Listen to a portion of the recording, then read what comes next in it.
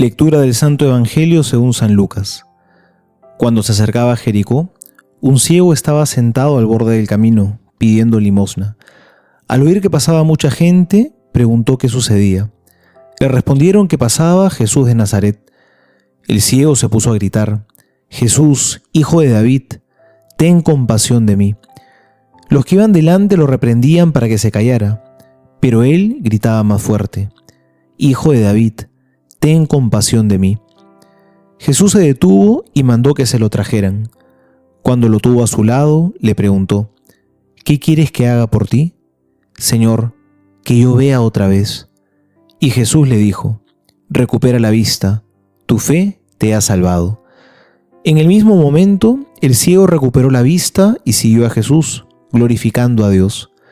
Al ver esto, todo el pueblo alababa a Dios. Palabra del Señor, gloria a ti, Señor Jesús. Son muchos los pasajes en los que Jesús cura enfermos. Estas curaciones siempre son signo de cómo Jesús ha venido a curarnos de una enfermedad más grave, la enfermedad del pecado.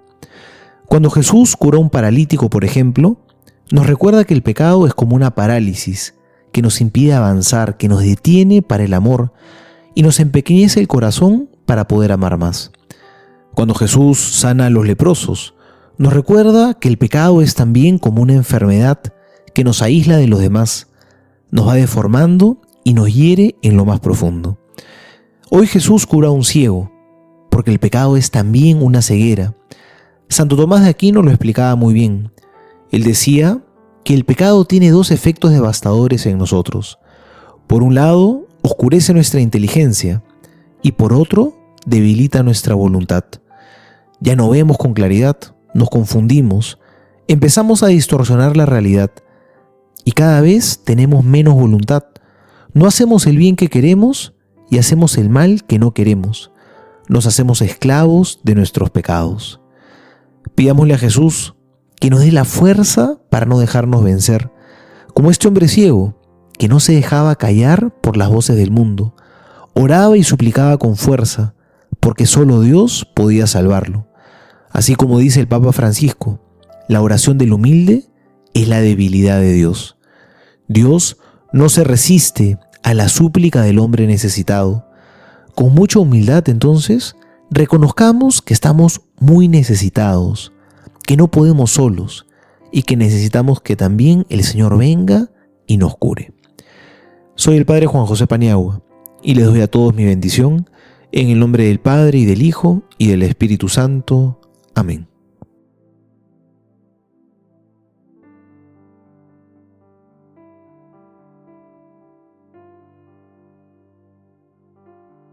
Dedicación de las basílicas de San Pedro y San Pablo.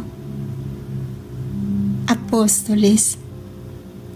La primera de ellas fue dedicada por el emperador Constantino sobre el sepulcro de San Pedro, en la colina del Vaticano, y al deteriorarse por el paso de los años, fue reconstruida con mayor amplitud y de nuevo consagrada en este mismo día de su aniversario.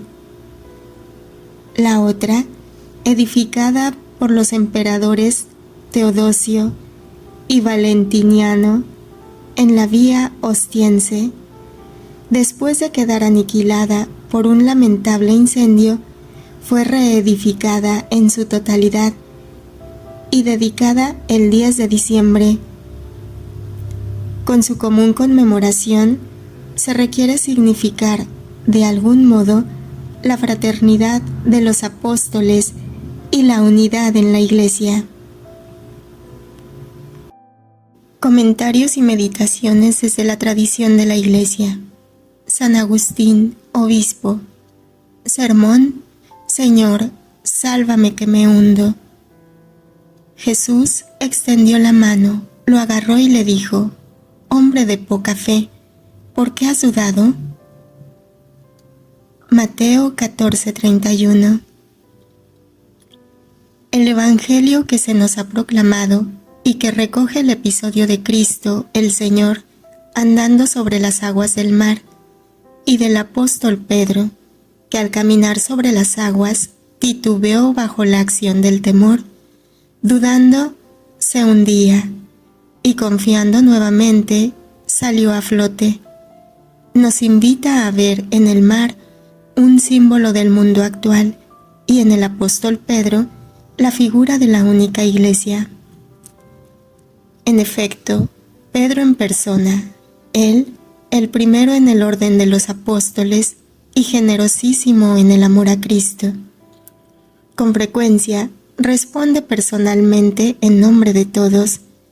Cuando el Señor Jesús preguntó quién decía la gente que era Él, mientras los demás discípulos le informan sobre distintas opiniones que circulaban entre los hombres. Al insistir el Señor en su pregunta y decir, ¿y vosotros, quién decís que soy? Pedro respondió, tú eres el Mesías, el Hijo de Dios vivo. La respuesta la dio uno en nombre de muchos, la unidad en nombre de la pluralidad. Contemplando a este miembro de la Iglesia, tratemos de discernir en él lo que procede de Dios y lo que procede de nosotros. De este modo, no titubearemos, sino que estaremos cimentados sobre la piedra. Estaremos firmes y estables contra los vientos, las lluvias y los ríos, esto es, contra las tentaciones del mundo presente. Fijaos, pues, en ese Pedro que entonces era figura nuestra. Unas veces confía, otras titubea.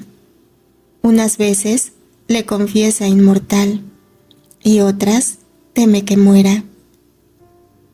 Por eso, porque la Iglesia tiene miembros seguros, los tiene también inseguros, y no puede subsistir sin seguros ni sin inseguros. En lo que dijo Pedro, tú eres el Mesías, el Hijo de Dios vivo, significa a los seguros, en el hecho de temblar y titubear, no queriendo que Cristo padeciera, temiendo la muerte y no reconociendo la vida, significa a los inseguros de la Iglesia. Así pues, en aquel único apóstol, es decir, en Pedro, el primero y principal entre los apóstoles, en el que estaba prefigurada la Iglesia, debían estar representados ambos tipos de fieles, es decir, los seguros y los inseguros, ya que sin ellos no existe la Iglesia. Este es también el significado de lo que se nos acaba de leer. Señor, si eres tú, mándame ir hacia ti andando sobre el agua. Y a una orden del Señor, Pedro caminó efectivamente sobre las aguas, consciente de no poder hacerlo por sí mismo. Pudo la fe lo que la humana debilidad era incapaz de hacer. Estos son los seguros de la Iglesia. Ordénelo el Dios hombre, y el hombre podrá lo imposible. Ven, dijo, y Pedro bajó y echó a andar sobre las aguas. Pudo hacerlo porque lo había ordenado la piedra. He aquí de lo que Pedro es capaz en nombre del Señor. ¿Qué es lo que puede por sí mismo? Al sentir la fuerza del viento, le entró miedo, empezó a hundirse y gritó, Señor, sálvame, que me hundo. Confió en el Señor, pudo en el Señor, titubeó como hombre, retornó al Señor. Enseguida extendió la ayuda de su diestra, agarró al que estaba hundiendo, increpó al desconfiado. ¡Qué poca fe!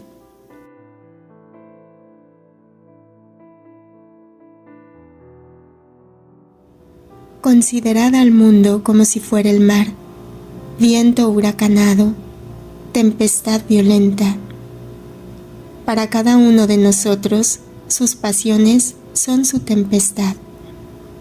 Amas a Dios, andas sobre el mar, bajo tus pies ruge el oleaje del mundo. Amas al mundo, te engullirá, sabe devorar, que no soportar a sus adoradores. Pero cuando al soplo de la concupiscencia fluctúa tu corazón para vencer tu sensualidad, invoca su divinidad. Si tu pie vacila, si titubea, si hay algo que no logras superar, si empiezas a hundirte, di: Señor, sálvame que me hundo, pues solo te libra de la muerte de la carne el que en la carne murió por ti.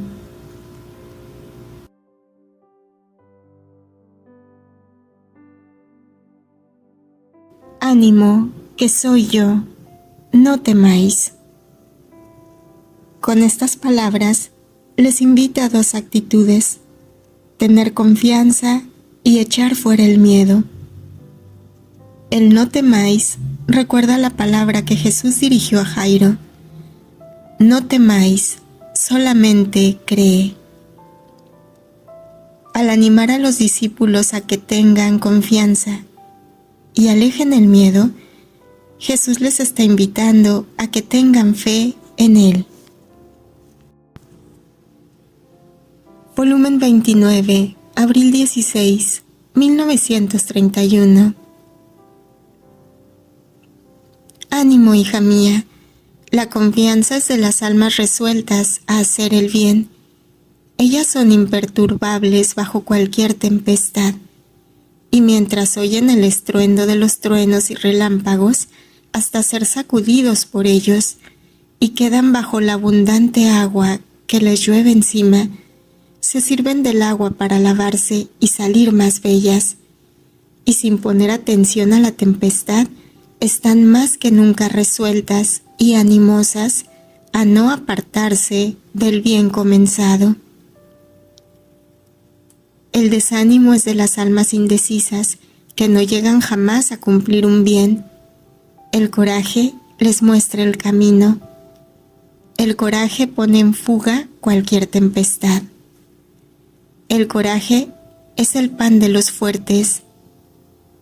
El coraje es el luchador que sabe vencer cualquier batalla. Por eso, hija buena, ánimo, no temas. Y además, ¿de qué temes?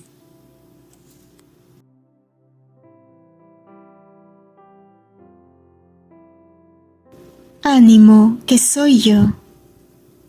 La palabra soy yo significa en su sentido primero y natural: yo soy Jesús.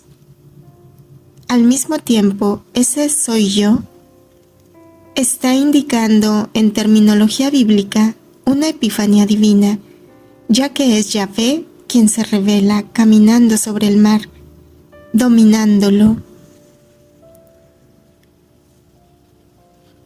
Volumen 12, septiembre 28, 1917. El alma que hace mi voluntad y vive en ella, puedo decir que es mi carroza, y yo tengo las riendas de todo. Tengo las riendas de la mente, de los afectos, de los deseos, y ni siquiera una dejo en su poder, y sentándome sobre su corazón para estar más cómodo, mi dominio es completo, y hago lo que quiero. Ahora hago correr la carroza, ahora la hago volar, ahora me lleva al cielo, ahora recorro toda la tierra, ahora me detengo. Oh, cómo soy glorioso, victorioso, y domino e impero. Si después el alma no hace mi voluntad y vive del querer humano, la carroza se deshace, me quita las riendas, y yo quedo sin dominio, como un pobre rey expulsado de su reino. y el enemigo toma mi puesto, y las riendas quedan en poder de las propias pasiones.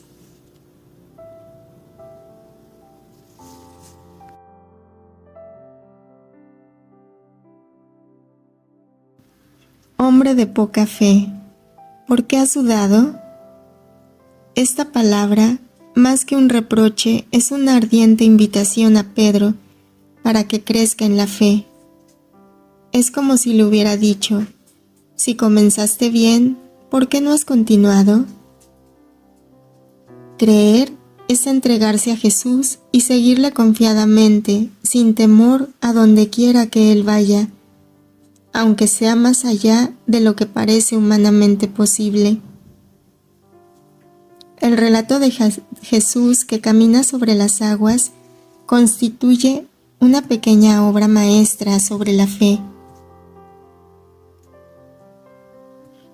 Volumen 1, título 43, sin fecha. Para obtener la fe es necesario creer. Sin la creencia no puede darse la fe.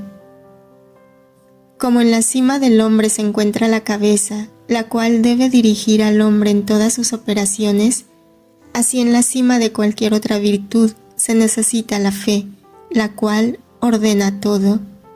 Pero como la cabeza sin el sentido de la vista no podría liberarse de las tinieblas y de cualquier otra confusión, de modo que si quisiera dirigir cualquier operación del hombre estando totalmente ciego, lo llevaría a donde no lo hubiera llevado si hubiera tenido la vista. Así el alma sin la fe no podría hacer otra cosa que ir de precipicio en precipicio. Ahora bien, así como la vista le sirve al hombre de guía para todo lo que hace, la fe le sirve al alma como una luz que lo ilumina, sin la cual no se puede recorrer el camino que lleva a la vida eterna. Ahora bien, para tener fe es necesario tener primero 3 cosas: el germen de la fe, la bondad del germen y el desarrollo del mismo. El germen se siembra en nosotros mediante la noticia que se recibe referente al objeto de la fe, ya que ciertamente no se puede pensar en una cosa de la cual no se haya tenido al menos algún conocimiento. La bondad del germen de la fe debe ponerse en quien arroje en nosotros dicho germen, ya que podrá ser un verdadero germen de fe si la persona que nos lo da es digna de fe, y será un falso germen si se falsifica por quien sea desde la raíz. Y si en nosotros surge alguna incertidumbre del objeto del que se nos da la noticia, o bien la no exacta noticia, se le debe tener como un objeto dudoso de fe.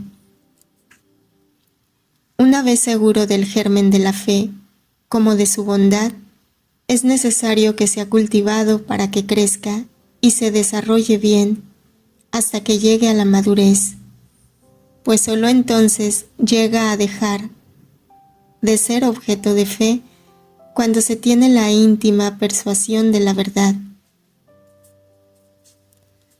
De la confianza que pongamos en la bondad de la fe y de cuanto nosotros nos ocupemos en hacer que crezca y se desarrolle siempre más hasta llegar a la madurez, dependerá el que se produzca en nosotros aquella virtud humana de la fe, y que es la esperanza de haber llegado a la meta de la fe, y de la esperanza misma en el objeto de la fe ya conocido. Así que yo puedo decir que la noticia de Dios siembra en mí la semilla de la fe. De esta semilla, bien cultivada, nace, crece y se desarrolla siempre más la luz, que se reproduce del germen de la fe. La luz de la fe me da todas las particularidades de este Dios, sumo bien mío, me revela su bondad, el amor tan atractivo con que Dios me llama así para disfrutar de Él, y me hace ver como en un panorama todavía todos los beneficios que me puede hacer. Así que la noticia de su existencia, para mí, produce el germen de la fe. La fe que crece en mí me acerca siempre más a este Ser Supremo, haciéndome conocer en parte la desmesurada excelencia de cada atributo suyo. Me da a conocer quién es Él en sí mismo y fuera de sí, como también lo que me puede dar. Y esto siembra en mí la semilla de la santa esperanza, y de este germen bien cultivado me vendrá la posesión. Porque quien firmemente cree, espera y obra, ya posee. La fe y la esperanza operantes siembran el germen del amor a Dios, el ser sumamente benéfico, y Dios, en contracambio, hace nacer en nosotros el germen de la caridad cristiana, mediante la cual uno se vuelve operante, semejante al hombre Dios.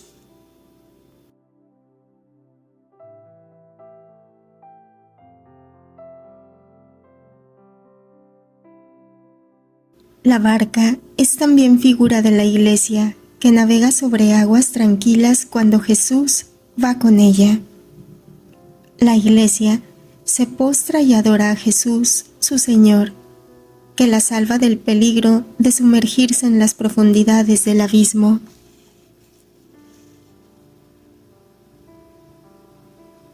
Volumen 4, diciembre 4, 1902.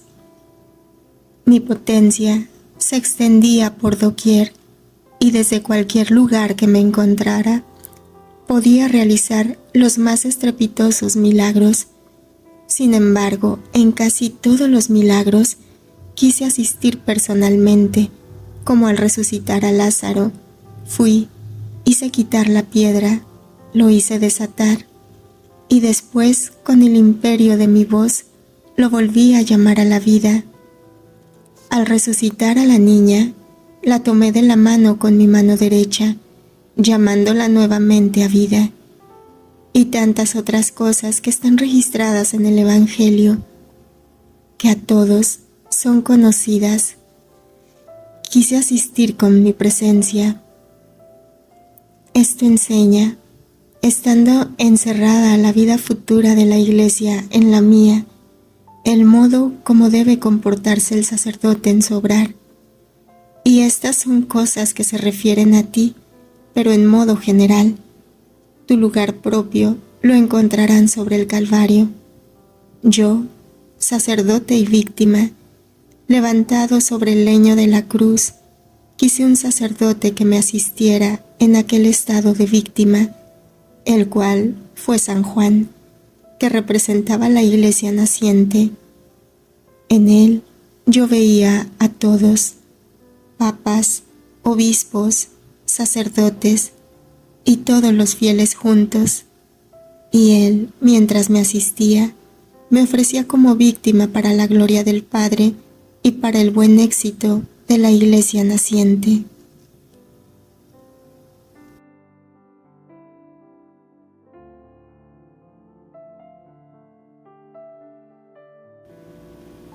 Gloria al Padre, y al Hijo, y al Espíritu Santo, como era en el principio, ahora y siempre, por los siglos de los siglos. Amén.